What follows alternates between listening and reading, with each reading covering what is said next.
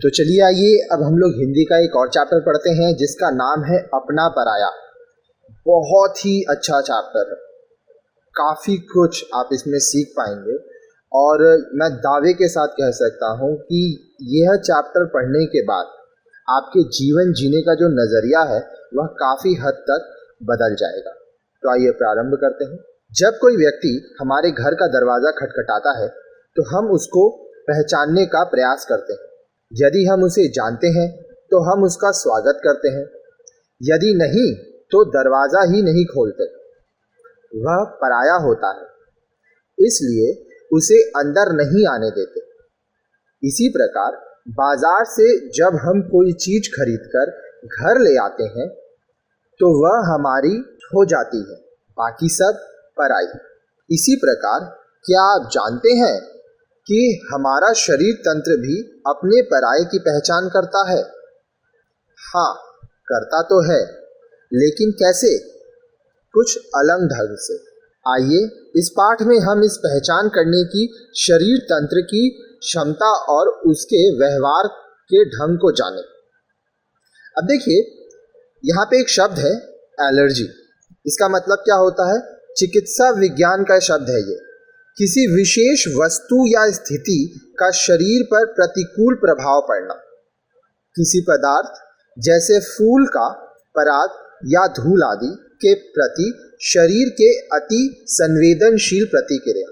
हम लोग कहते हैं ना कि इस चीज़ से हमको एलर्जी है। अब जैसे मुझे डस्ट एलर्जी है, धूल से मुझे एलर्जी है। कुछ लोगों को किसी प्रकार के सब्जियों से एलर्जी होती है, तो उसी चीज़ को एलर्जी कहते हैं। आइए देखते हैं कि यह जो पाठ है, यह पढ़ने का हमारा उद्देश्य क्या है। इस पाठ को पढ़ने के बाद आप शरीर में होने वाले कुछ विकारों के वैज्ञानिक कारण बता सकेंगे। रोगाणुओं के हमले और उनके बचाव के लिए शरीर की सुरक्षा व्यवस्था का उल्लेख कर सकेंगे। रोगों से बचाव में टीकों के महत्व को रेखांकित कर सकेंगे। एड्स जैसी घातक बीमारियों और उनसे बचाव के उपाय का विश्लेषण कर सकेंगे। ज्ञानेंद्रियों के द्वारा होने वाले संक्रमणों के बारे में जानकारी प्राप्त कर बचाव के लिए उपाय लिख सकेंगे। साहित्यिक और वैज्ञानिक भाषा में अंतर स्पष्ट कर सकेंगे।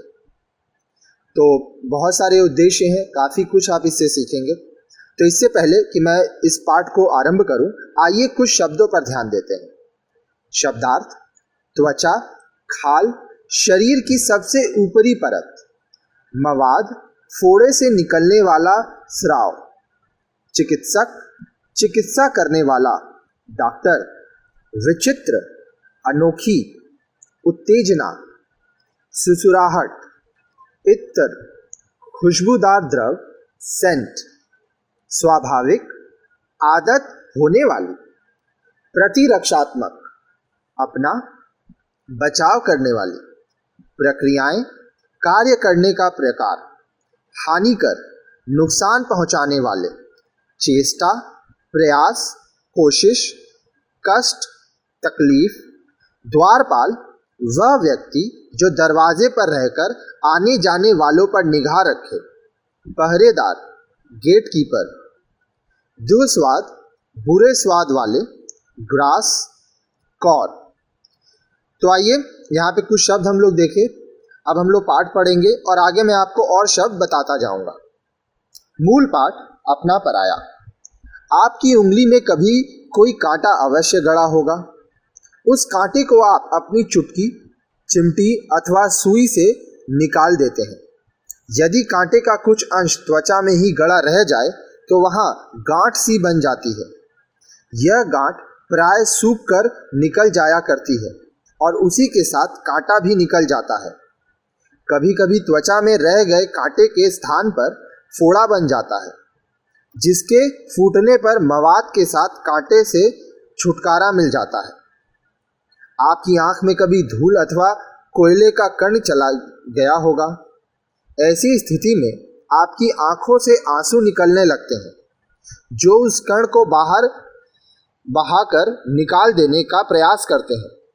यदि इस प्रकार भी कण आंखों से नहीं निकलता तो चिकित्सक की सहायता लेनी पड़ती है, क्योंकि कर्ण की चुभन चैन से नहीं बैठने देती। आपकी आंखों में बहुत दर्द होता है। छींकें सभी को आती हैं। स्वास्थ्य अवस्था में भी दिन में 1-2 छींकें आ जाना कोई विचित्र बात नहीं है। नाक के भीतर जरा सी उत्तेजना हुई नहीं कि छींक आई। रसोई में मसालों के भुनने से छींक आ जाती है। कुछ व्यक्तियों को इत्र अथवा खुशबूदार तेलों से भी छींक आ जाती है। यही नहीं, छींकों के साथ साथ कभी कभी आंख और नाक से पानी भी बहने लगता है। छींक आना और नाक से पानी बहना शरीर की स्वाभाविक प्रतिरक्षात्मक प्रक्रियाएं हैं। इनके द्वारा शरीर उन तमाम बेमेल और हानिकारक पदार्थों को बाहर निकाल फेंकने की चेष्टा करता है जो वायु द्वारा नाक के भीतर चले जाते हैं। हमारे शरीर की यह सुरक्षा व्यवस्था हमें विभिन्न प्रकार की बीमारियों और कष्टों से बचाती है। मुख के भीतर जीभ एक द्वारपाल जैसा कार्य करती है। खाने पीने के प्रत्येक पदार्थ का स्वाद लेकर वह उसे परख लेती है। कड़वे और दुस्वाद पदार्थ को हमारी जीभ प्राय भीतर ले जाने से इनकार कर देती है। भोजन के ग्रास में भूल से आया हुआ कोई बाल अथवा कंकड़ पत्थर प्राय जीभ की पहुंच से बच नहीं पाते। खाई हुई प्रत्येक वस्तु तब तक शरीर का अंश नहीं बनती जब तक आमाशय और अतड़ी उसे पचाकर रक्त में नहीं पहुंचा देते। कभी कभी खाई हुई वस्तु को आमाशय स्वीकार नहीं करता और उसे उल्टी के रूप में शरीर से बाहर निकाल फेंकता है।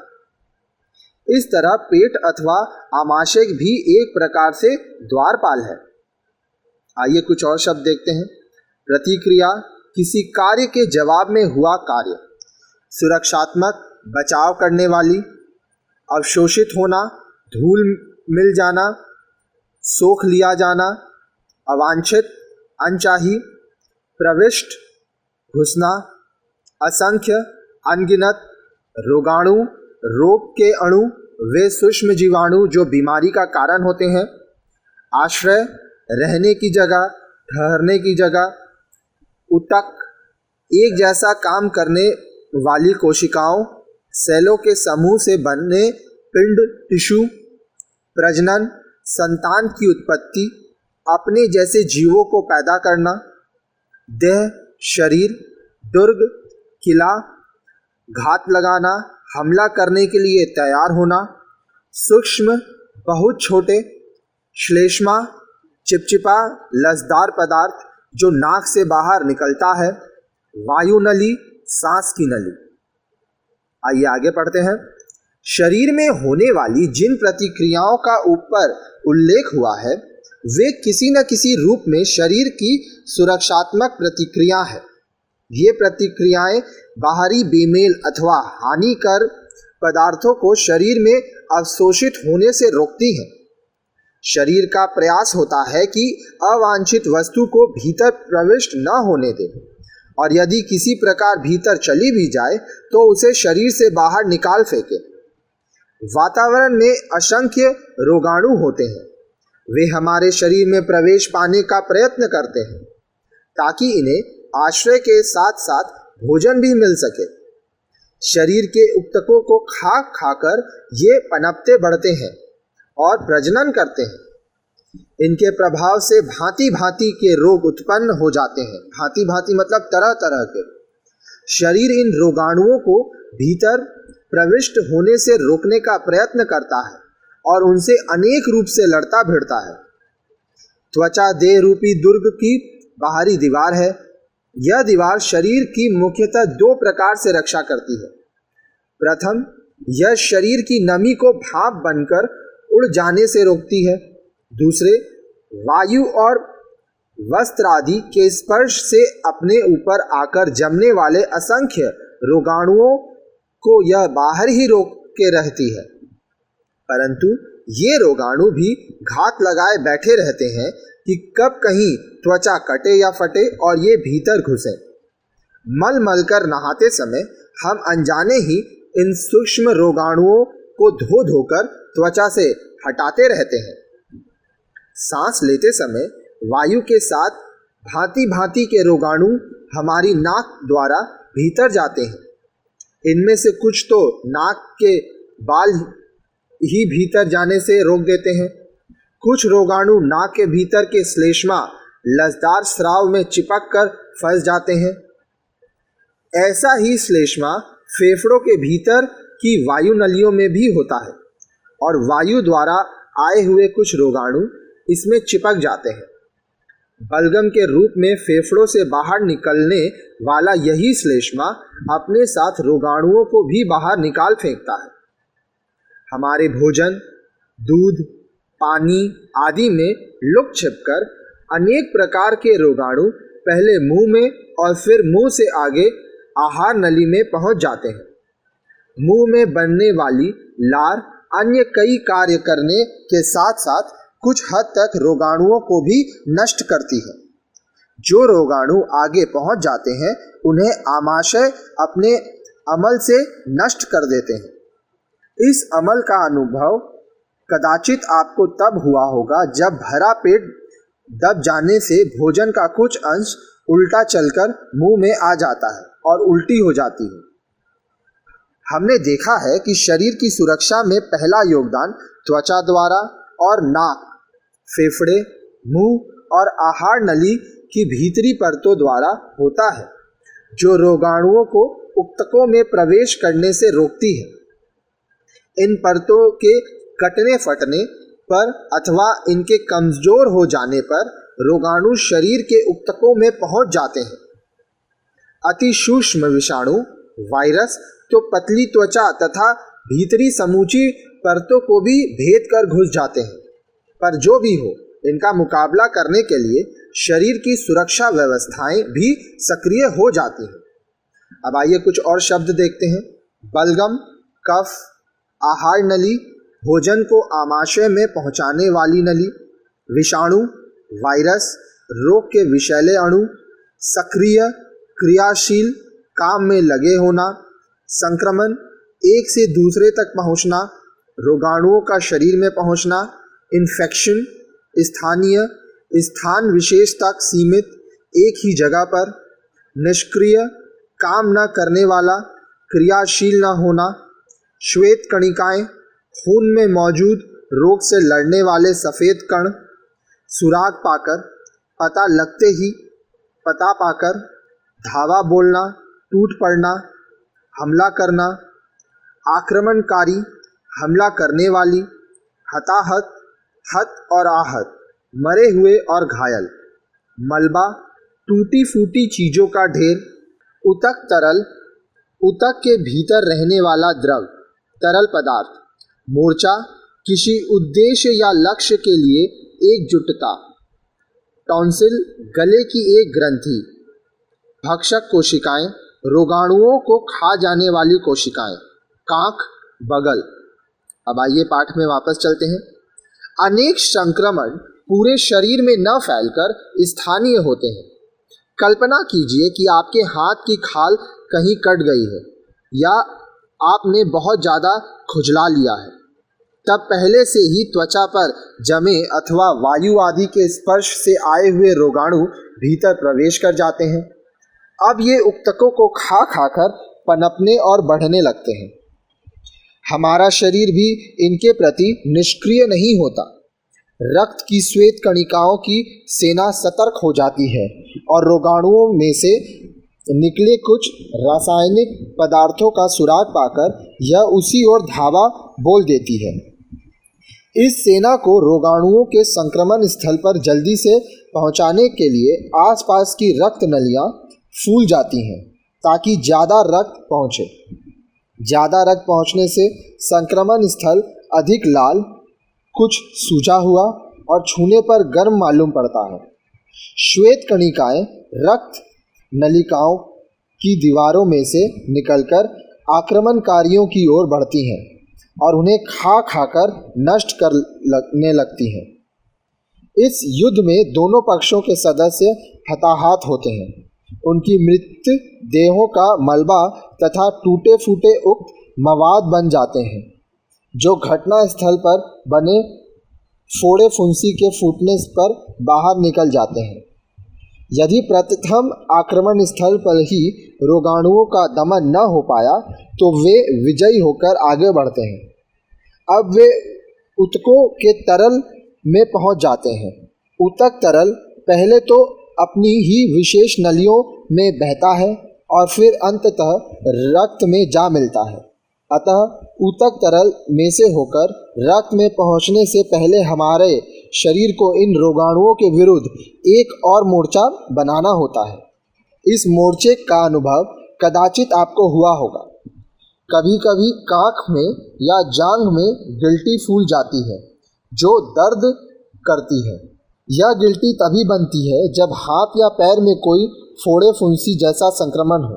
गले की टॉन्सिल भी ऐसी ही गिल्टियां हैं जो गले में संक्रमण के कारण फूल जाती हैं। इस प्रकार की सभी गिल्टियां मानो हमारे शरीर की सुरक्षा सेना की चौकियां हैं।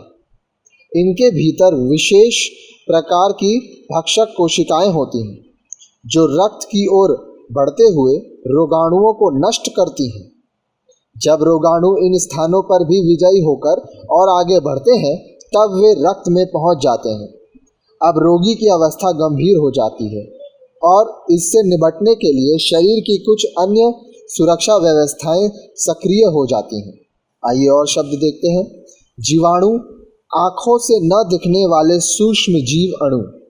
टॉक्सिन, विषैले पदार्थ। प्रतिपिंड, विशेष रोगाणुओं से लड़ने के लिए शरीर के भीतर बनने वाले पिंड।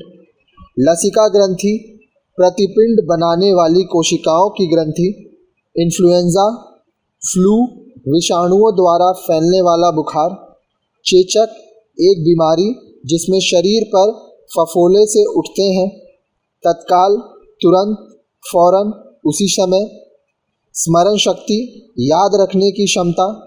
टीका, किसी विशेष बीमारी से बचाव के लिए शरीर के भीतर पहुंचाए जाने वाला पदार्थ। वैक्सीन। पोलियो, एक बीमारी जिसमें प्राय हाथ या पैरों में लकवा मार जाता है। टिटनेस, एक प्राणलेवा बीमारी जिसमें शरीर का तंत्रिका तंत्र बेकार हो जाता है। डिप्थीरिया, एक घातक बीमारी जिसमें गला जकड़ जाता है और सांस रुकने लगती है। हैजा, उल्टी दस्त की बीमारी। टाइफाइड, मियादी बुखार। क्षय रोग, यक्ष्मा, टीबी। प्रविष्ट करना, अंदर घुसना या पहुंचना। आइए पाठ पर वापस आते हैं। कई प्रकार के रोगाणुओं के प्रति भक्षक कोशिकाओं की सेना भी पर्याप्त नहीं होती। विषाणुओं, वायरस का तो ये भक्षक कोशिकाएं कुछ भी नहीं बिगाड़ सकती। इन विषाणुओं के अतिरिक्त जीवाणुओं, बैक्टीरिया से जो विष टॉक्सिन निकला करते हैं वे भी भक्षक कोशिकाओं के प्रभाव से मुक्त होते हैं। अतः इन विषाणुओं तथा टॉक्सिनों से टक्कर लेने के लिए शरीर में कुछ विशेष रासायनिक अणु कार्य करते हैं जिन्हें प्रतिपिंड, एंटीबॉडी कहते हैं। ये प्रतिपिंड मुख्यतः गिल्टियों, लसिका ग्रंथियों की कोशिकाओं से बनते हैं। प्रतिपिंडों की सबसे बड़ी विशेषता यह है कि ये अपने अनुरूप केवल एक ही प्रकार के रोगाणु अथवा रोग विष से टक्कर ले सकते हैं। अतः प्रत्येक रोगाणु और रोग विष के लिए शरीर में पृथक प्रकार के प्रतिपिंड चाहिए। अधिकतर प्रतिपिंड शरीर में पहले से मौजूद नहीं होते। एक बार कोई रोगाणु अथवा रोग विष शरीर में प्रविष्ट हो जाए और उससे प्रभावित होकर शरीर कम या ज़्यादा बीमार ठीक होकर हो जाए, तब शरीर में उस रोग से टक्कर ले सकने वाले प्रतिपिंड कुछ ही सप्ताह तक बने रह सकते हैं। जैसे इन्फ्लुएंजा के कुछ रोगों के प्रतिपिंड 10-15 वर्ष तक बने रह सकते हैं, जैसे चेचक के। जब उस रोग विशेष का आक्रमण होता है तब ये प्रतिपिंड तत्काल शरीर की रक्षा करके हमें उस रोग से बचाते हैं। हमारे शरीर की स्मरण शक्ति ऐसी विचलित है कि वह रोगाणु को लंबे अरसे के बाद भी पहचान लेती है। रोगों के बचाव टीकों में यही सिद्धांत काम में लाया जाता है। आज बीसियों प्रकार के टीके बन चुके हैं, जैसे चेचक, पोलियो, टिटनेस, डिप्थीरिया, हैजा, टाइफाइड, क्षय रोग आदि से बचाव करने वाले। इन सब में एक ही सिद्धांत है, दुर्बल किए गए रोगाणु अथवा उनका हल्का किया गया विष जानबूझकर व्यक्ति के शरीर में प्रविष्ट कराया जाता है। तब व्यक्ति का शरीर उन रोगाणुओं अथवा उस विष से जूझता है और उसके प्रतिपिंड बनाने लग जाता है। तदुपरांत जब कभी रोग का वास्तविक संक्रमण होता है, तब पहले से ही मौजूद ये प्रतिपिंड रूपी रासायनिक हथियार शरीर को रोग से बचा लेते हैं। कुछ लोगों को इत्र, धूल आदि से छींकें आती हैं और आँख नाक से पानी बहने लगता है। कुछ ऐसे भी लोग होते हैं जिन्हें दूध पीने या अंडा खाने से परेशानी होने लगती है। इसी प्रकार कुछ व्यक्तियों के लिए पेनिसिलिन जैसी जीवनदायिनी औषधि भी जानलेवा सिद्ध हो सकती है। अब आइए कुछ और शब्द देखते हैं, फिर आगे का पढ़ाऊंगा। तदुपरांत उसके बाद एलर्जी, किसी पदार्थ का शरीर में माफिक अनुकूल न होना। प्रोटीन, भोजन का एक आवश्यक और मूलभूत तत्व। निराकरण, दूर करना, निवारण। तीव्र, तेज, पित्ती, शरीर पर लाल रंग के ददोरे या चकत्ते पड़ना। दमा, सांस की बीमारी। शरीरद्रोही, शरीर के प्रति विद्रोह करने वाली, शरीर को नुकसान पहुंचाने वाली। बागी, विद्रोही। कैंसर, शरीर की कोशिकाओं की असंतुलित वृद्धि से उत्पन्न लाइलाज बीमारी। विस्मयकारी, आश्चर्यजनक। आइए आगे देखते हैं। ऐसी परिस्थितियों में हम कहते हैं कि व्यक्ति को अमुक वस्तु माफिक नहीं आती अथवा उसे इस पदार्थ से एलर्जी है। एलर्जी पैदा करने वाले पदार्थ अधिकतर ऐसे प्रोटीन होते हैं जो शरीर के लिए सदा पराये बने रहते हैं। रक्त या ऊतकों में पहुंचने पर इन बेमेल प्रोटीनों को हमारा शरीर किसी प्रकार बाहर निकाल फेंकने का प्रयत्न करता है। इस प्रयत्न में शरीर उनके निराकरण के लिए प्रतिपिंड बनाता है, लेकिन ये प्रतिपिंड रोगाणुओं के प्रतिपिंडों से कुछ भिन्न होते हैं। इन पराये प्रोटीनों से शरीर के पहले संपर्क पर प्रतिपिंड बनने लग जाते हैं। कुछ समय बाद जब ये पराये प्रोटीन पुनः ऊतकों के संपर्क में आते हैं, तब प्रतिपिंडों और उनके बीच एक तीव्र प्रतिक्रिया होती है जो रोग का रूप भी ले सकती है। शरीर में पित्ती, छपाकी निकलना, सूजन आ जाना, सांस फूलना, दमा हो जाना, ये सब एलर्जी के उदाहरण हैं। मच्छर के काटने के स्थान पर दाफड़ ददोरा पड़ना, खुजली होना और लाल हो जाना भी एक प्रकार की एलर्जी ही है। जो भी हो, एलर्जी के मामले में हर व्यक्ति अलग है। वही पदार्थ एक व्यक्ति के लिए अपना कहा जा सकता है और दूसरे के लिए सर्वथा पराया। अब जैसे मान लीजिए कोई सब्जी खा के आपको कोई प्रॉब्लम नहीं होता है, लेकिन आपके घर में वही सब्जी से किसी और को एलर्जी हो जाए। जैसे बैगन से बहुत लोगों को एलर्जी होता है। हमारे शरीर में इक्की दुक्की कोशिकाएं रोज ही कुछ ऐसे बदलती रहती हैं जो अपनी होती हुई भी पराई बन जाती हैं और शरीरद्रोही हो जाती हैं। विशेष प्रकार के प्रतिपिंड इस शरीरद्रोही कोशिकाओं का दमन करके हमें सुरक्षित रखने का प्रयत्न करते हैं, किंतु जब कभी बागी कोशिकाएं हद से ज़्यादा बढ़ जाती हैं, तब वे कैंसर का रूप ले सकती हैं। इस प्रकार हमने देखा कि यदि हम और हमारे जाति जीवित हैं, तो उसका बहुत बड़ा श्रेय अपने पराये की पहचान को ही जाता है। इस अपने पराये की पहचान करने और उससे जूझने के मोर्चे शरीर में जितनी ज़्यादा संख्या में हैं, उतने ही ज़्यादा वे विस्मयकारी भी हैं। लेखक कौन है? हरशरण सिंह बिश्नोई। तो चलिए आइए अब हम लोग ये पाठ को अच्छे से समझते हैं। आइए समझें। आपने यह पाठ पढ़ा, कैसा लगा? पाठ में बताई गई बहुत सी बातों को आप रोज देखते महसूस करते हैं, लेकिन उनके कारणों को उतना नहीं जानते। विज्ञान का मूल काम यही है कि वह किसी भी कार्य के होने के कारण को तलाश करता है।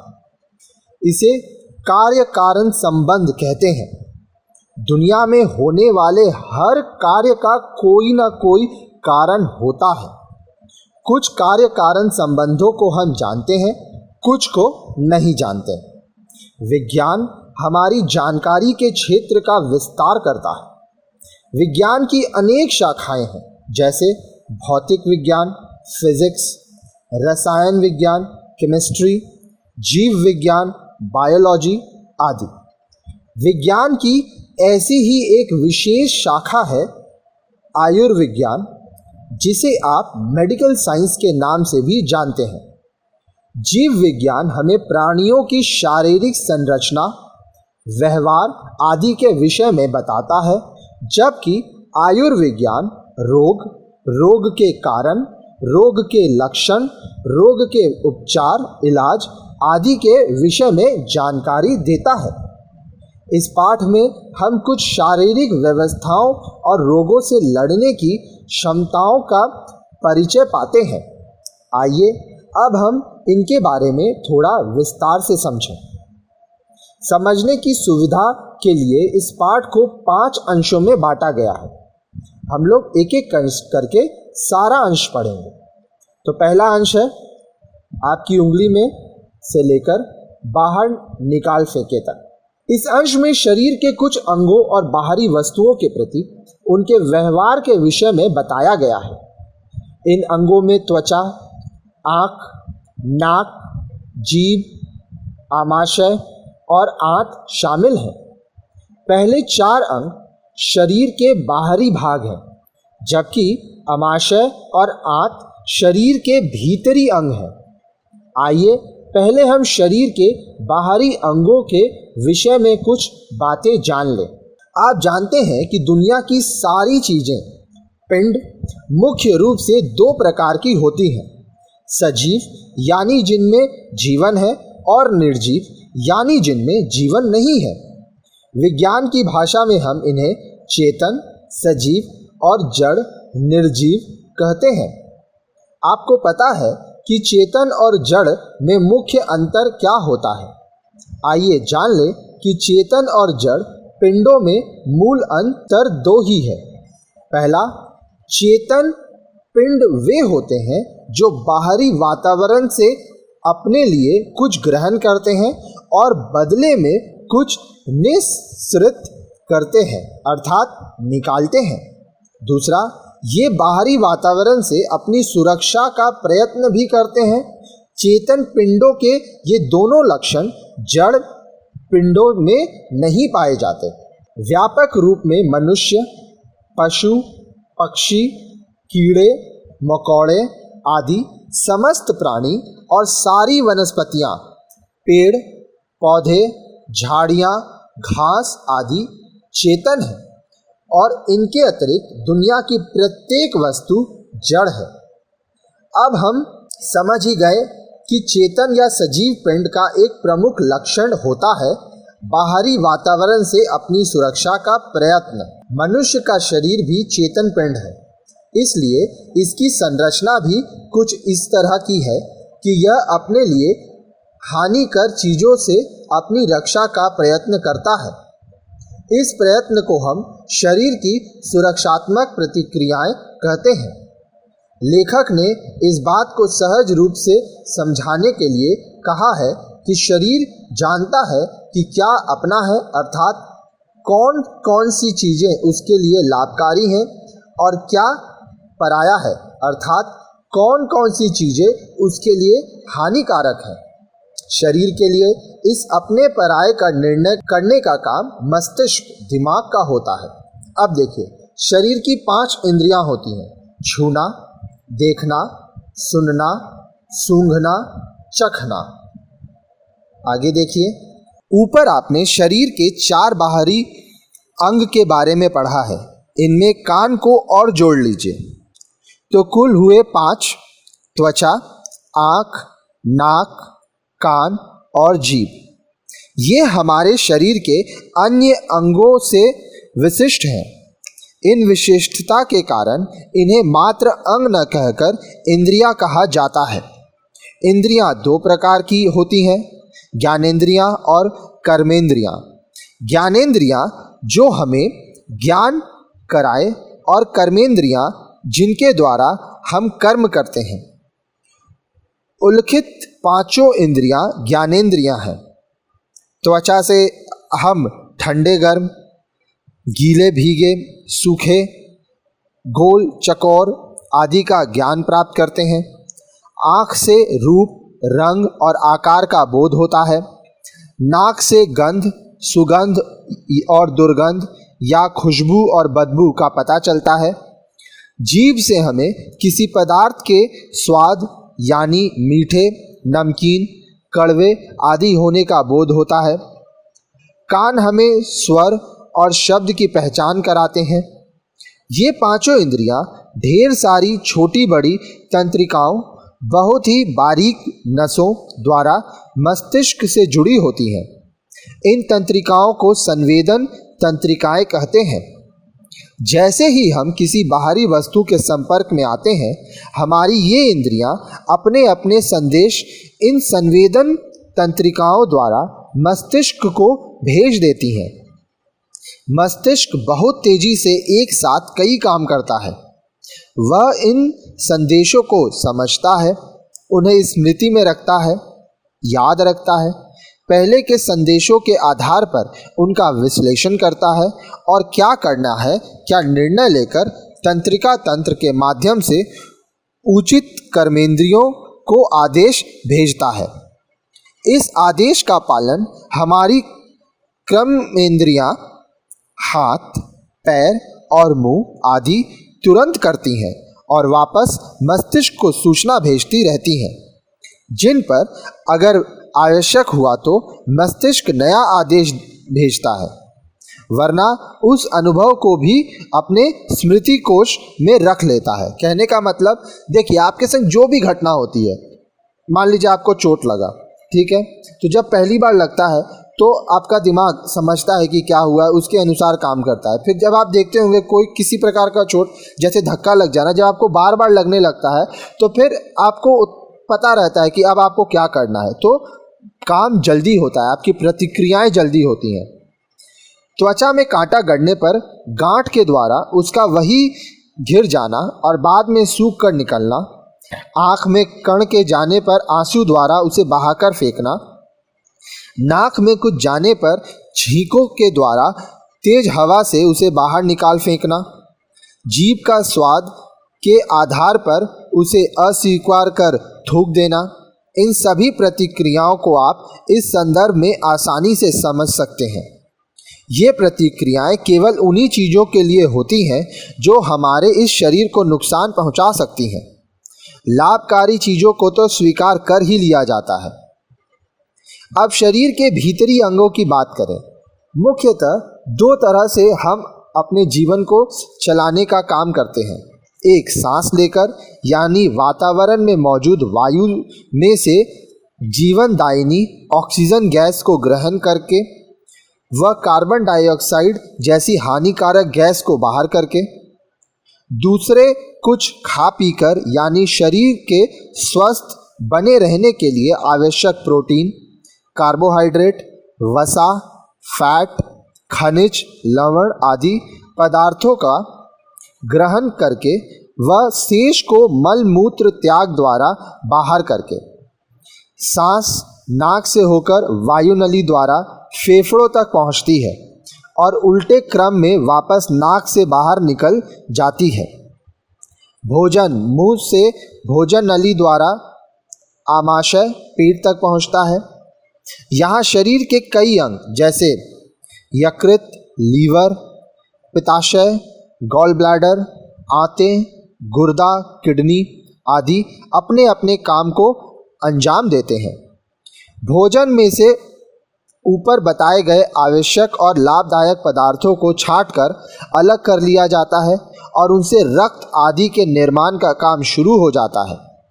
कई बार जब हम आवश्यकता से अधिक खाते हैं या भोजन में कुछ अनचाहे और नुकसानदायक पदार्थ शामिल हो तो हमारा पेट उसे जल्द से जल्दी बाहर फेंकने में लग जाता है। उल्टी और दस्त होने का यही कारण है।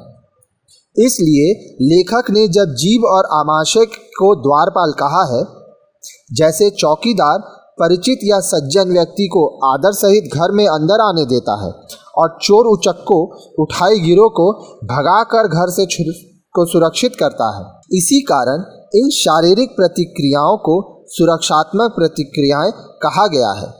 ये बाहरी बेमेल और हानिकारक तत्वों से शरीर की सुरक्षा करती हैं, उन्हें शरीर में घुल मिल जाने से रोकती हैं।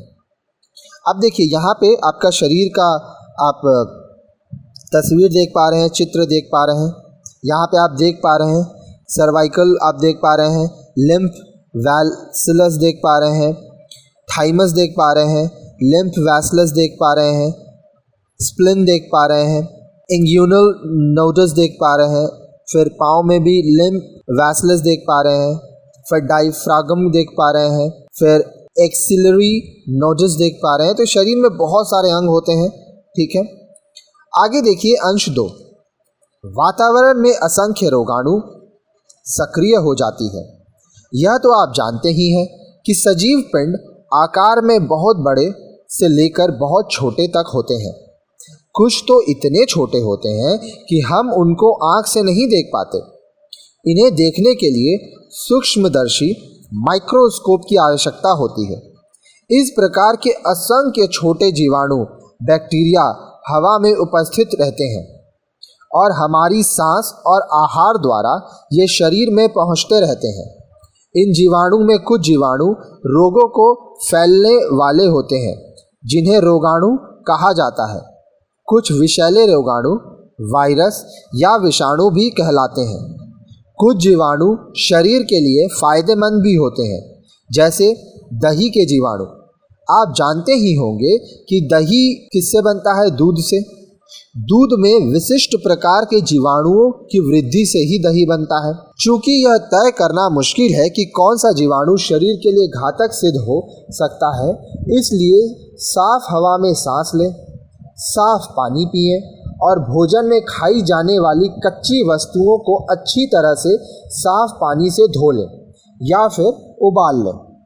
अधिकांश जीवाणु तेज ताप को सह नहीं पाते, अतः कोई भी उबली हुई चीज प्राय संक्रमण रहित होती है, यानी उसके द्वारा रोग के घुस बैठने या फैलने की संभावना नहीं रहती। आपने पढ़ा कि वातावरण में मौजूद ये रोगाणु अनेक प्रकार से हमारे शरीर में घुसने की कोशिश करते हैं। हमारे शरीर में असंख्य कोशिकाएं सेल होती हैं। एक प्रकार की अनेक कोशिकाएं मिलकर ऊतक बनाती हैं। शरीर में ऊतकों की संख्या भी अनगिनत होती है। शरीर में पहुंचे रोगाणु इन कोशिकाओं और ऊतकों को खाना शुरू कर देते हैं और खा पीकर प्रजनन द्वारा यानी संतान उत्पन्न करके ये अपनी संख्या भी बढ़ाने लगते हैं। रोगाणुओं के संक्रमण से शरीर रोगग्रस्त हो जाता है और आदमी बीमार पड़ जाता है। लेकिन रोगाणुओं का शरीर में घुस आना इतना आसान भी नहीं है। हमारी शारीरिक संरचना कुछ कुछ किले जैसी है।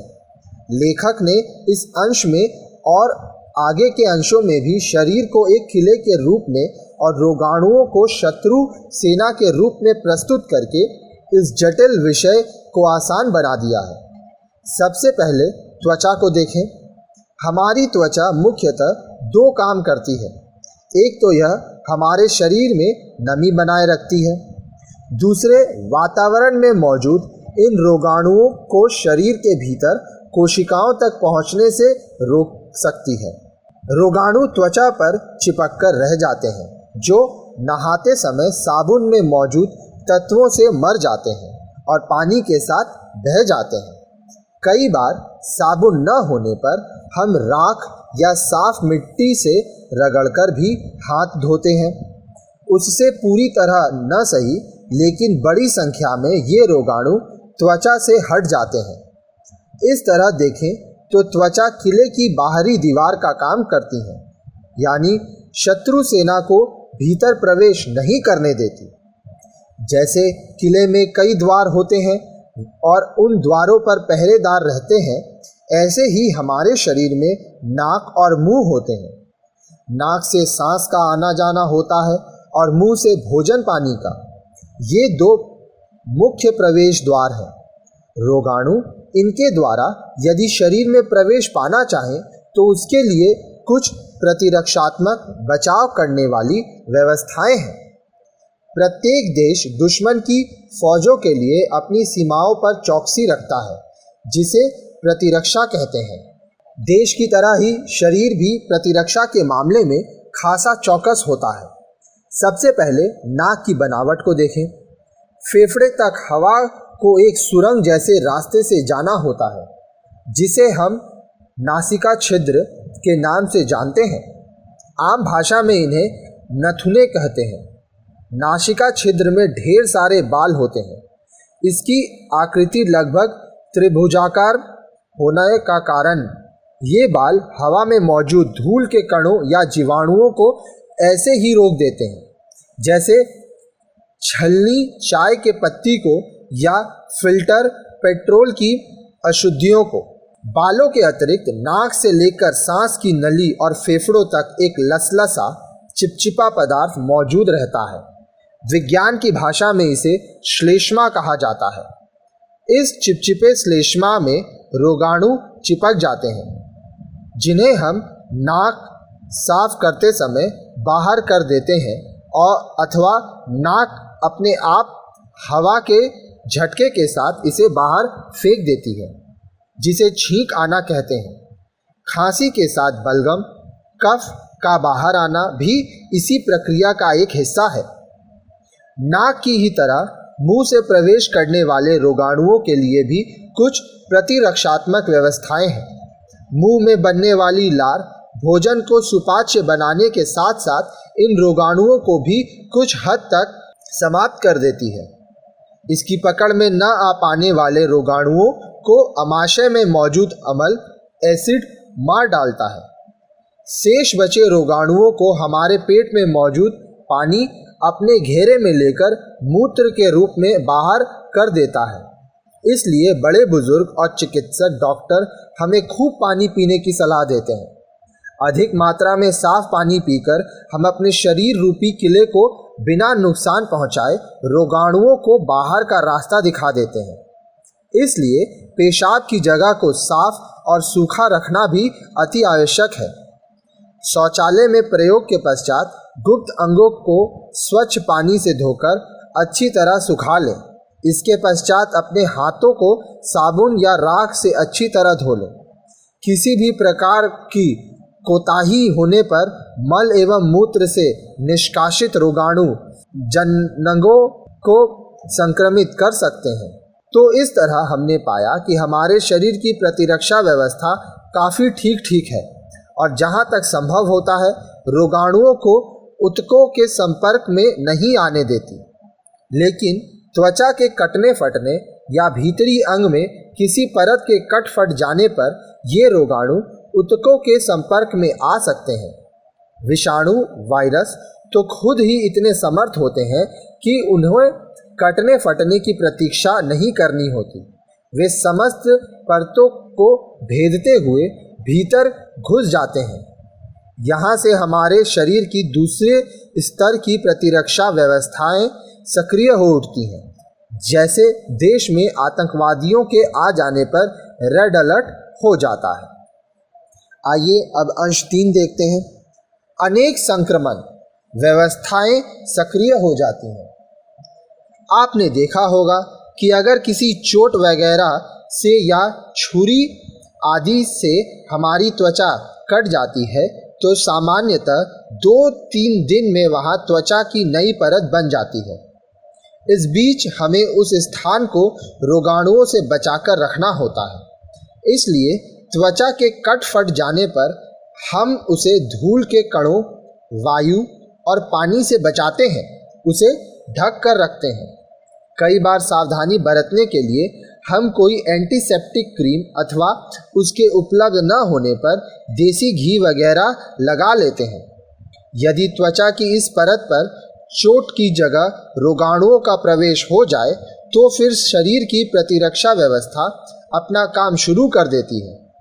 आप जानते ही हैं कि हमारे शरीर के सभी हिस्सों में रक्त का संचरण, खून का दौरा होता रहता है। रक्त में रोगों से लड़ने की क्षमता रखने वाले श्वेत कणिकाएं मौजूद होती हैं। शरीर के किसी भाग में रोगाणुओं का पता चलते ही उस तरफ रक्त का प्रभाव बढ़ जाता है। अधिक संख्या में श्वेत कणिकाओं को पहुंचाने के लिए ही ऐसा होता है। ये श्वेत कणिकाएं रोगाणुओं को घेर लेती हैं और उनसे युद्ध आरंभ कर देती हैं। रोगाणुओं और श्वेत कणिकाओं के इस युद्ध में दोनों कम या अधिक मात्रा में नष्ट होते हैं और किसी एक की जीत होती है। अगर जीत श्वेत कणिकाओं की होती है तो नष्ट हुए रोगाणु श्वेत कणिकाएं और उस स्थान के उत्तक मवाद के रूप में बाहर निकल जाते हैं और संक्रमण वाले स्थान पर नई त्वचा आ जाती है।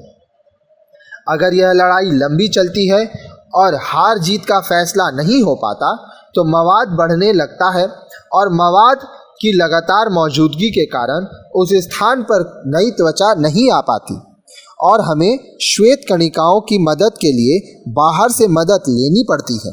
यह मदद एंटीसेप्टिक क्रीम, मरहम या एंटीबायोटिक दवाओं या दोनों के रूप में लेनी होती है। लेकिन यदि हम यह काम समय से नहीं करते और रोगाणु अधिक ताकतवर होते हैं तो वे श्वेत कणिकाओं को नष्ट करके आगे बढ़ने लगते हैं और उत्तक तरल में घुस जाते हैं। आप पढ़ चुके हैं कि एक ही प्रकार की कोशिकाओं से उत्तक बनते हैं। इन उत्तकों में एक तरल पदार्थ रहता है जिसे उत्तक तरल कहते हैं। नसों की दीवार इन उत्तकों से बनी होती है। उत्तक तरल पहले तो अपनी ही बारीक बारीक नलियों नसों में बहता है, फिर अंततः रक्त में मिल जाता है। रोगाणुओं के उत्तक तरल से रक्त में पहुंचने से पहले शरीर की एक और प्रतिरक्षात्मक व्यवस्था सक्रिय हो जाती है। हाथ में कहीं पर भी फोड़ा फुंसी या चोट लगे तो बगल में, पैर में होने पर, जांघ में और गले में किसी संक्रमण के होने पर गले में कुछ गिल्टियां फूल जाती हैं। इन गिल्टियों में कुछ ऐसी कोशिकाएं होती हैं जो उत्तक तरल से रक्त की ओर बढ़ने वाले रोगाणुओं को खा जाती हैं। इसी खा जाने के गुण के कारण लेखक ने उन्हें भक्षक कोशिकाएं कहा है। अगर रोगाणु इन भक्षक कोशिकाओं के काबू में भी नहीं आते तो वे रक्त में प्रवेश कर जाते हैं। चूँकि रक्त हमारे सारे शरीर में संचरण करता है, इसलिए ये रोगाणु भी सारे शरीर में फैल जाते हैं और उत्तकों को खा खाकर अपनी ताकत और संख्या बढ़ाते जाते हैं और फिर अधिक उत्तकों को चट करने लगते हैं। ऐसी स्थिति में रोगी की दशा गंभीर होने लगती है। इसलिए गिल्टी फूलने तक तो हमें किसी डॉक्टर तक अवश्य ही पहुंच जाना चाहिए। वैसे तो शरीर के किसी भी असामान्य लक्षण को देखते ही या महसूस करते ही हमें किसी चिकित्सक से परामर्श लेना चाहिए। चलिए आइए अब हम लोग अंश 4 पढ़ते हैं। कई प्रकार के रोगाणुओं के प्रति रोग से बचा लेते हैं। पिछले अंश में आपने पढ़ा कि उत्तक तरल से रोगाणुओं के रक्त की ओर बढ़ने पर भक्षक कोशिकाएं उनका संहार करती हैं, लेकिन कुछ रोगाणु इतने प्रबल होते हैं कि भक्षक कोशिकाएं उनका कुछ भी नहीं बिगाड़ पाती। ये रोगाणु विषैले होते हैं। इनमें से जो विष निकलता है वह उल्टे भक्षक कोशिकाओं को ही नष्ट कर डालता है। इन विषैले रोगाणुओं को विषाणु या वायरस कहते हैं और इनके संक्रमण को आयुर्विज्ञान की भाषा में विषाणु संक्रमण या वायरल इन्फेक्शन कहा जाता है। इनके विष को टॉक्सिन कहते हैं। शरीर की प्रतिरक्षा व्यवस्था अब अपनी अंतिम लड़ाई लड़ती है, इन विषाणुओं का निर्माण कर लेती है। विज्ञान की भाषा में ये रासायनिक अणु प्रतिपिंड या एंटीबॉडी कहलाते हैं।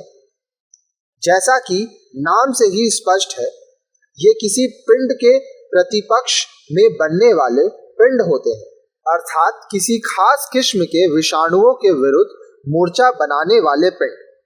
इसलिए इन प्रतिपिंडों में सिर्फ एक ही प्रकार के विषाणुओं से लड़ने का सामर्थ्य होता है। आसान भाषा में कहे तो एक किस्म के प्रतिपिंड एक ही बीमार से लड़ सकते हैं जिनके विरुद्ध उनका निर्माण हुआ हो। इसलिए हर बीमार के लिए अलग अलग किस्म के प्रतिपिंडों की आवश्यकता होती है। हमारे शरीर में अनेक ग्रंथियां, ग्लैंड्स होती हैं। इन्हीं में से एक प्रकार की ग्रंथि लसिका ग्रंथि होती है। इस लसिका ग्रंथि की कोशिकाओं से ही प्रतिपिंडों का निर्माण होता है। अब आप समझ गए होंगे कि शरीर में प्रतिपिंड तैयार अवस्था में नहीं होते। अधिकांश प्रतिपिंड रोग का संक्रमण होने पर ही तैयार होते हैं। अगर हम थोड़े या ज्यादा बीमार होकर फिर स्वस्थ हो जाते हैं तो ये प्रतिपिंड हमारे शरीर में अलग अलग समय तक के लिए बने रहते हैं। पुनः संक्रमण होने की स्थिति में ये तुरंत सक्रिय हो जाते हैं और विषाणुओं से टक्कर लेकर उन्हें मार डालते हैं। प्रत्येक रोग के प्रतिपिंड के शरीर में बने रहने की समयावधि अलग अलग होती है। फ्लू या वायरल बुखार के प्रतिपिंड कुछ सप्ताह तक ही रह पाते हैं। चेचक या माता के प्रतिपिंड 10 से 15 वर्ष तक बने रहते हैं, जबकि क्षय रोग या टीबी के प्रतिपिंड सारी उम्र बने रहते हैं। है ना कमाल के ये प्रतिपिंड इतना लंबा समय बिताने पर भी अपने दुश्मन विषाणु को तुरंत पहचान लेते हैं। अब देखिए, बहुत सारे आपको बचपन में टीके लगाए जाते हैं, तो मैं आपको यहाँ पे कुछ टीकाकरण के बारे में बताऊंगा। राष्ट्रीय टीकाकरण योजना। अब देखिए, ये होंगे टीके और आपको किस आयु में यह लेना है। जन्म 6 सप्ताह पर, 10 सप्ताह, 14 सप्ताह, 9 से 12 महीने के। देखिए, प्रारंभिक टीका BCG ये आपको जन्म लेते ही लेना होता है। पोलियो दवा जन्म लेते ही, फिर 6 सप्ताह बाद, 10 सप्ताह बाद और 14 सप्ताह बाद। DPT 6 सप्ताह पर, 10 सप्ताह होने पर, 14 सप्ताह होने पर। हेपेटाइटिस B 6 सप्ताह होने पर, 10 सप्ताह होने पर, 14 सप्ताह होने पर। हैजा का टीका 9 से 12 महीने होने पर। अब देखिए, बूस्टर दवा DPT पोलियो दवा 16 से 24 माह, DT 5 वर्ष, टिटनेस टाइक्साइड TT 10 वर्ष एवं पुनः 16 वर्ष, विटामिन A 9, 18, 24, 30 और 36 महीने। गर्भवती महिला टिटनेस टाइक्साइड पहला, गर्भधारण के बाद यथाशीघ्र तुरंत। टिटनेस टाइक्साइड दूसरा, पहली बार के 1 महीने बाद। बूस्टर 3 महीने का अंतर। अब यह भी जाने, आइए अब कुछ बातें की जाए कि इन प्रतिपिंडों की जानकारी से हुए आयुर्विज्ञान के विकास पर।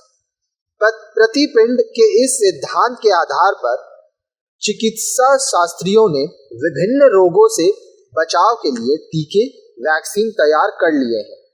इन टीकों के द्वारा शरीर में संबंधित रोग के कमजोर किए गए रोगाणु अथवा रोगाणुओं के विष को हल्का करके शरीर में पहुंचा दिया जाता है।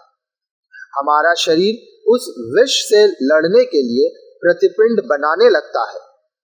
इन रोगाणुओं को समाप्त कर चुकने के बाद भी प्रतिपिंड शरीर में मौजूद रहते हैं और जब वास्तव में इन रोगों का संक्रमण होता है तब ये प्रतिपिंड उनसे लड़कर हमारे शरीर को रोग से बचा लेते हैं। आज अनेक रोगों के टीके विकसित किए जा चुके हैं। आइए एक तालिका के माध्यम से इसे जाने कि कौन सा टीका कब लगाना चाहिए। अब ये मैं आपको पहले ही बता चुका हूँ, ठीक है, राष्ट्रीय टीकाकरण योजना में। आइए अंश 5 देखते हैं। हमने पाठ के शुरू में पढ़ा है कि बहुत सी वस्तुओं से शरीर की सुरक्षा व्यवस्थाएं सक्रिय हो जाती हैं। इन बहुत सी वस्तुओं में से अधिकांश के प्रति तो सभी मनुष्य शरीर एक सा व्यवहार करते हैं। कुछ वस्तुएं ऐसी होती हैं जो आम तौर पर मानव शरीर द्वारा ग्रहण कर ली जाती हैं, पर कुछ व्यक्तियों के शरीर उन्हें ग्रहण नहीं करते। आम तौर पर भोजन और दवाओं में कुछ ऐसी चीजें भी होती हैं जिन्हें एक शरीर आसानी से अवशोषित कर लेता है, जबकि दूसरा उसे अपना हिस्सा नहीं बना पाता। जैसे अधिकांश लोगों को दूध या अंडा सेहतमंद बनाता है, जबकि कुछ लोगों को इससे भी परेशानी होती है। उनको या तो उल्टी आ जाती है, या पेट में दर्द होने लगता है, या फिर दस्त लग जाते हैं। इसी तरह कुछ लोगों को बैंगन, मसूर की दाल, फल अथवा कोई सामान्य सी अन्य वस्तु परेशान करती है। ऐसी ही परेशानी कुछ लोगों को एंजलीन, पेनिसिलिन या कुछ अन्य विशिष्ट दवाओं से भी होती है। साधारण भाषा में हम इसे उस खाद्य पदार्थ या दवा का माफिक न आना कहते हैं। विज्ञान की भाषा में माफिक न आने की इस विशेषता को एलर्जी कहा जाता है। आप यह तो जानते ही हैं कि हमारे भोजन में प्रोटीन एक आवश्यक तत्व है, पर क्या आप यह जानते हैं कि सभी पदार्थों में एक सा प्रोटीन नहीं होता? यानी अलग अलग पदार्थों में अलग अलग प्रकार के प्रोटीन होते हैं। कुछ प्रोटीन ऐसे भी होते हैं जिन्हें किसी किसी व्यक्ति का शरीर स्वीकार नहीं करता। ये प्रोटीन उसके लिए सदा पराये बने रहते हैं। पहली बार इन प्रोटीनों के संपर्क में आने पर शरीर उन्हें निकाल फेंकने की कोशिश करता है। इस कोशिश में शरीर उन प्रोटीनों के विरुद्ध रोग के प्रतिपिंडों से कुछ भिन्न प्रकार का प्रतिपिंड बनाता है। जब ये प्रोटीन फिर से हमारे शरीर के ऊतकों तक पहुंचते हैं, तो इन प्रतिपिंडों और प्रोटीनों के बीच तेज लड़ाई होती है, जो कभी कभी रोग का रूप भी ले लेती है। शरीर में पित्ती उछलना, ददोरे पड़ जाना, सूजन आना, सांस फूलना, दमा हो जाना इस एलर्जी के ही लक्षण है। भोजन और दवा के अतिरिक्त मच्छरों या दूसरे कीड़ों के काटने पर भी एलर्जी हो जाती है। जैसा कि हम जान चुके हैं, एलर्जी व्यक्ति विशेष के शरीर का मामला है। प्रत्येक व्यक्ति का शरीर एलर्जी के मामले में दूसरे से भिन्न होता है, अलग होता है। आपने पढ़ा है कि हमारे शरीर में कोशिकाएं नियमित रूप से बनती रहती हैं। इस प्रक्रिया में कई बार कुछ ऐसी कोशिकाएं भी बन जाती हैं या कुछ कोशिकाएं इस रूप में भी परिवर्तित हो जाती हैं, जो शरीर का अंग होते हुए भी शरीर विरोधी होती हैं। यानी वे अपनी होते हुए भी विद्रोही होने के कारण बिल्कुल पराई बन जाती हैं। इनके कारण विद्रोही स्वभाव के विरुद्ध भी शरीर विशेष प्रकार के प्रतिपिंड बना लेता है और उनके द्वारा इन विद्रोही कोशिकाओं को नष्ट करके स्वयं को सुरक्षित कर लेता है। लेकिन कभी कभी ये विद्रोही कोशिकाएं असामान्य रूप से विकसित हो जाती हैं और शरीर इनसे लड़ने में असमर्थ होने लगता है। ऐसी स्थिति में ये कैंसर का रूप भी धारण कर सकती हैं।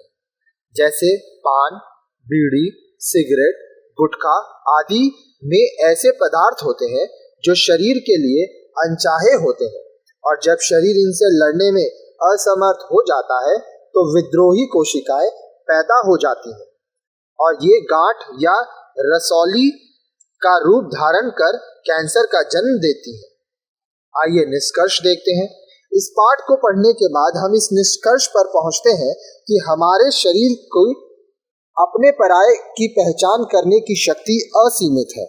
इसी शक्ति के कारण यह शरीर बाहरी वातावरण से हमारी सुरक्षा करता है। यद्यपि हमारा शरीर आश्चर्यजनक रूप से अपने बलबूते ही अपनी सुरक्षा का प्रयत्न करता है, फिर भी हमें रोगों से लड़ने के लिए इन प्रतिरक्षा व्यवस्थाओं पर ही निर्भर नहीं रहना चाहिए। मनुष्य के पास चूंकि मस्तिष्क है, जिससे उसने न सिर्फ अपने शरीर के सामर्थ्य को पहचान लिया है और रोगों की पहचान कर ली है, बल्कि उसने अपने शरीर की सीमाओं को भी पहचाना है, उसके सामर्थ्य को बढ़ाने के तरीके भी विकसित किए हैं और रोगों का उपचार करना भी सीखा है। अतः अपने शरीर के सामर्थ्य का ज्ञान हासिल करने के साथ साथ हमें मानव मस्तिष्क की आयुर्विज्ञान संबंधी उपलब्धियों यानी चिकित्सा का भी भरपूर उपयोग करना चाहिए। रोग के लक्षण महसूस होते ही चिकित्सक से परामर्श लेना चाहिए। उसके निर्देशानुसार नियमित रूप से दवाएं खानी चाहिए और परहेज करना चाहिए। अंततः यह कहना ही उचित होगा कि मनुष्य को अपने मन और शरीर को दृढ़ बनाए रखने के उपाय लगातार करते रहना चाहिए। एक पुरानी कहावत है कि तन सुखी तो मन सुखी। पहला सुख निरोगी काया। जहाँ यह सही है कि स्वस्थ शरीर में स्वस्थ मस्तिष्क निवास करता है, वहीं यह कहना भी उचित होगा कि स्वस्थ मन शरीर को भी निरोग बनाए रखने में मददगार होता है। मन का स्वास्थ्य तभी बना रह सकता है जब हम और हमारे आसपास के लोग, वातावरण और खाद्य पदार्थ स्वच्छ, असंक्रमित और आनंददायी हो।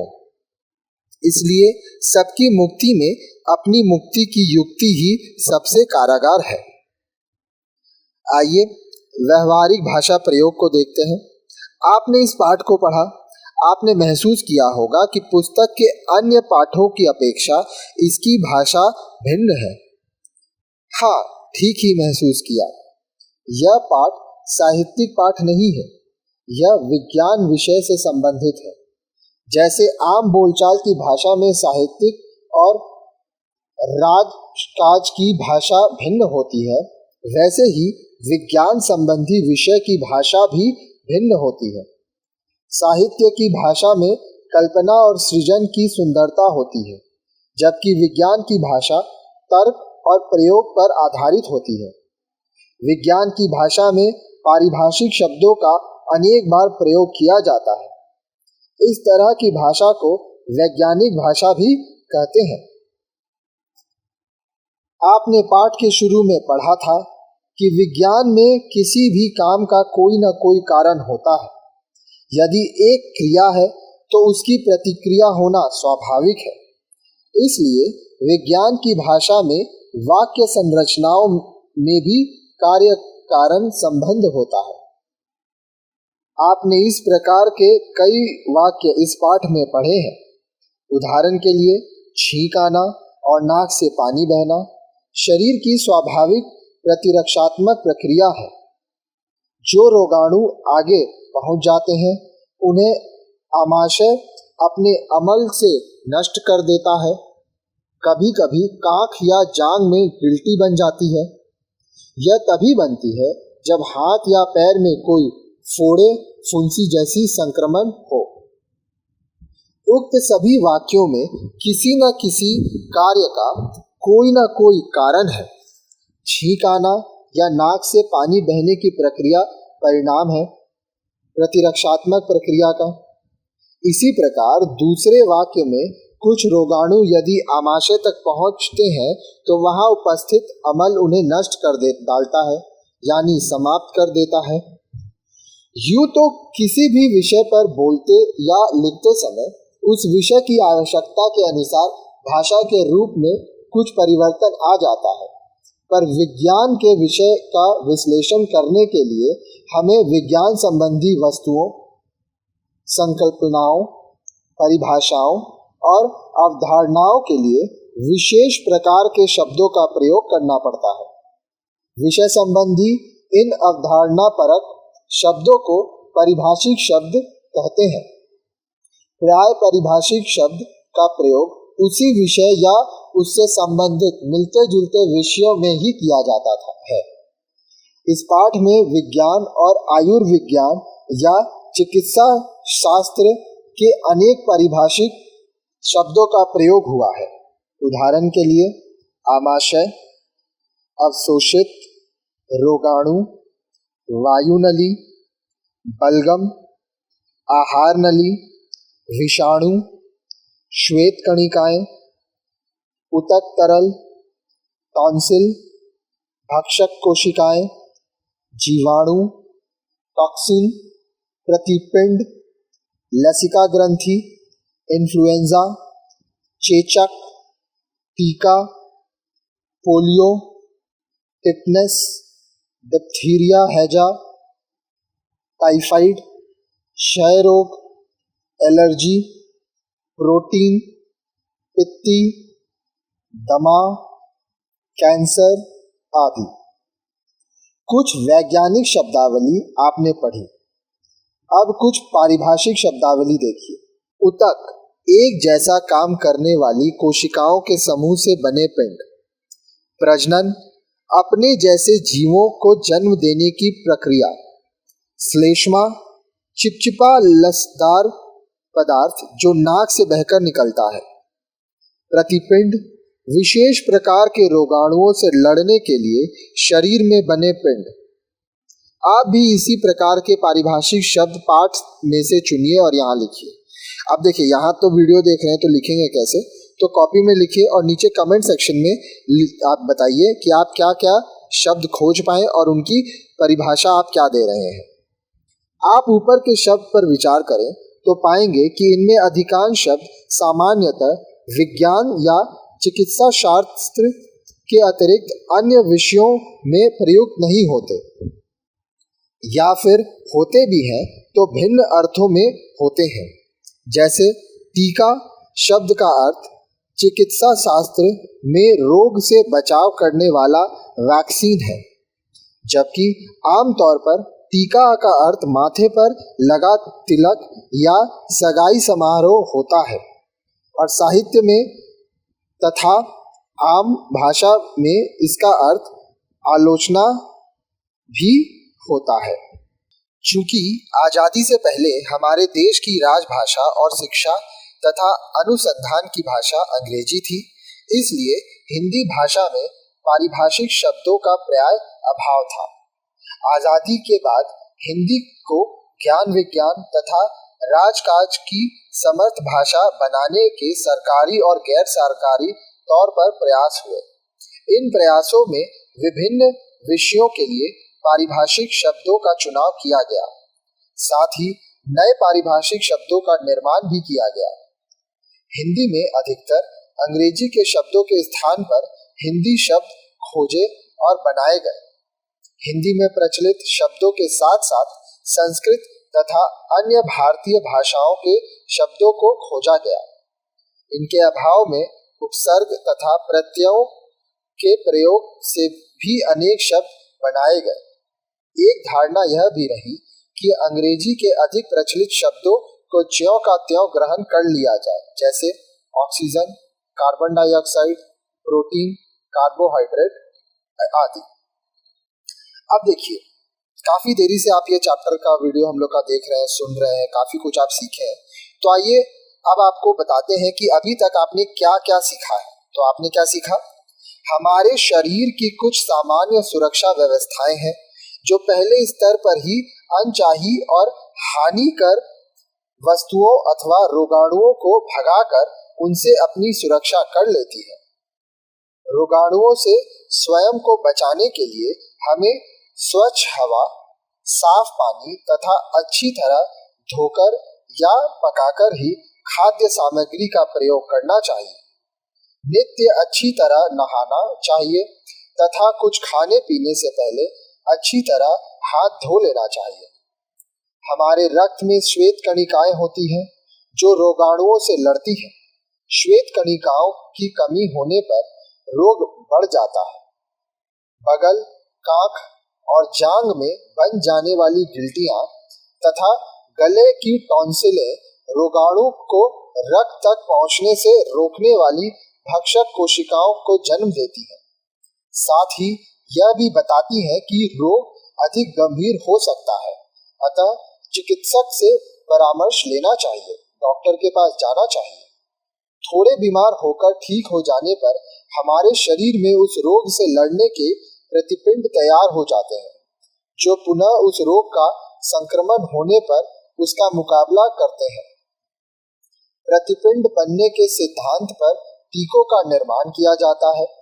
टीके हमारे शरीर में उस रोग से लड़ने के लिए प्रतिपिंड तैयार कर देते हैं। आज अनेक रोगों से बचाव के टीके बन चुके हैं। बच्चे का जन्म के फौरन बाद से ही हमें उसको टीके अवश्य लगवाने चाहिए। कुछ बीमारियां ऐसी भी होती हैं जिनके अभी न टीके हैं न उनको पूरी तरह समाप्त करने वाला इलाज। एड्स ऐसी ही बीमारी है जिसमें रोगी के शरीर की प्रतिरोध क्षमता धीरे धीरे समाप्त होती जाती है। एड्स HIV वायरस के संक्रमण से होता है। यह संक्रमण संक्रमित व्यक्ति के खून या उससे यौन संबंधों के जरिए दूसरे तक पहुंचता है। एड्स रोगी के प्रति समाज को प्रेम और सहानुभूति का भाव रखना चाहिए। किसी वस्तु, खाद्य पदार्थ या दवा आदि के प्रति शरीर की अरुचि या अस्वीकार्यता को एलर्जी कहते हैं। एलर्जी के लक्षण है पित्ती उछलना, ददोरे पड़ना, लाल लाल निशान पड़ना, सूजन हो जाना, दर्द होने लगना, सांस फूलना आदि। हमारा बाह्य वस्तुओं से संपर्क जल, वायु, मिट्टी और खाद्य पदार्थों के माध्यम से होता है। अतः ये ही संक्रमण के माध्यम भी बनते हैं। इसलिए हमें अपने पर्यावरण को स्वच्छ रखना चाहिए व उसे प्रदूषण रहित बनाए रखने का हर प्रयत्न करना चाहिए। आम बोलचाल की भाषा तथा अन्य भाषा रूपों से विज्ञान की भाषा भिन्न होती है। विज्ञान की भाषा में सीधे, स्पष्ट, सहज शब्दों और कार्य कारण संबंध को स्पष्ट करने वाली वाक्य संरचना का प्रयोग किया जाता है। किसी विषय विशेष में प्रयोग होने वाले अवधारणापरक या संकल्पनात्मक शब्दों को परिभाषिक शब्द कहते हैं, जैसे श्लेष्मा, उतक, उतक तरल, पिंड आदि। अब आइए योग्यता विस्तार देखिए। आजकल काली खांसी, खसरा, हेपेटाइटिस ए, हेपेटाइटिस बी आदि के टीके उपलब्ध हैं और नए नए टीके विकसित किए जा रहे हैं। बच्चे के जन्म के समय प्राय डॉक्टर टीकों का एक तालिका माँ बाप को देते हैं जिसमें टीकों का नाम और लगवाने के समय का उल्लेख होता है, जिसे चित्र द्वारा समझाया गया है। अपने नजदीकी के किसी डॉक्टर से इसे प्राप्त कीजिए और उसका अध्ययन कीजिए। समझने में कठिनाई होने पर उचित व्यक्ति, विद्वान से जानकारी लीजिए। पत्र पत्रिकाओं के स्वास्थ्य स्तंभों, विशेषांकों का नियमित अध्ययन कीजिए। तो देखिए, ये चैप्टर में आप काफी कुछ पढ़े कि किस तरह से आपका शरीर आपको बचाता है। तो आपका भी आपके शरीर के प्रति बहुत सारे कर्तव्य हैं। तो अपने आप को आप अच्छे से रखिए, सही से खाइए, एक्सरसाइज कीजिए, व्यायाम कीजिए, खुश रहिए, अच्छे अच्छे लोगों से मिलिए। साथ ही साथ हमारे चैनल के प्लेलिस्ट सेक्शन में जाके और भी बहुत सारे वीडियोस को पढ़िए, क्योंकि आप जितना ज़्यादा पढ़ेंगे उतना ही अच्छा आप अपने परीक्षा में लिख पाएंगे और अच्छे नंबर पाएंगे। साथ ही साथ नई नई चीजें जब सीखेंगे तो आपका जीवन और अच्छा होता जाएगा।